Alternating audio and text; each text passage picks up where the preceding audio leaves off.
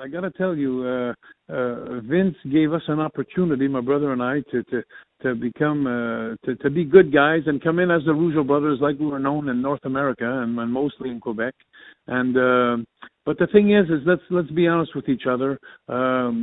Americans will always be American. There's not a country more patriotic than the Americans, and Americans at those days they really weren't.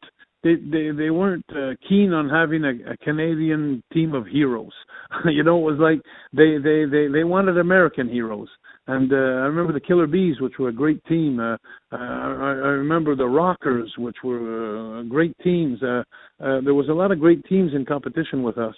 Had it been a way around where the TV station and the promotion was coming out of Montreal, out of the French people, it would have been the roles would have been reversed for a lot of teams.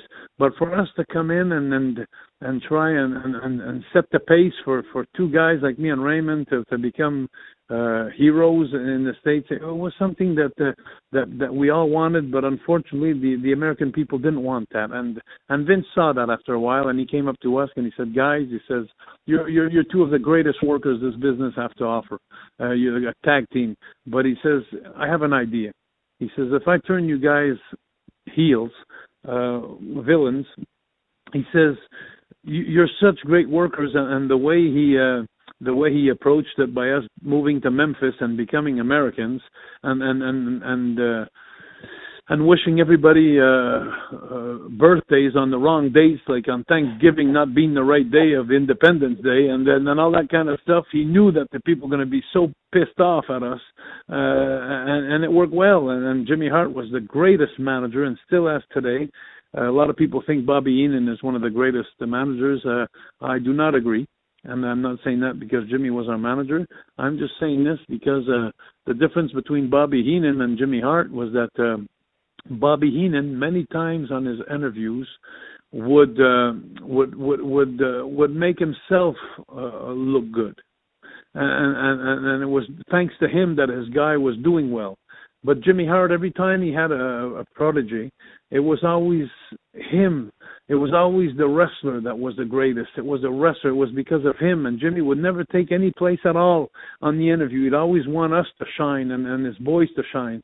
And I think that Jimmy Hart is one of the biggest assets in wrestling that ever was, because not only was a great manager, entertainer, he was also the man who would take care of his guys in the airports. He would take care of everything of us. And he also was the guy that created all the music in the WWF. He made the Hulk's music. He made Honky Tonk's music. He'd make all the boys, every time Vince wanted a new music to come out for one of the boys, he'd ask Jimmy Hart to produce it.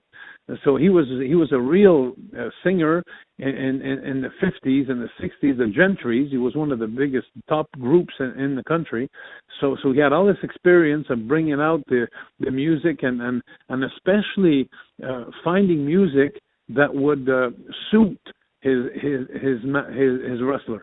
So it was great. I remember when we started the All American Boys. We're All American Boys. Like we're moving. We don't like rock and roll. We like Barry Manilow, and it was like it was just awesome. It was just it was so corny, but that's the gimmick that we had. We were so corny, and so Jimmy knew how to get the best of the music out of the best characters that he had, which I think he's one of the greatest managers of all time.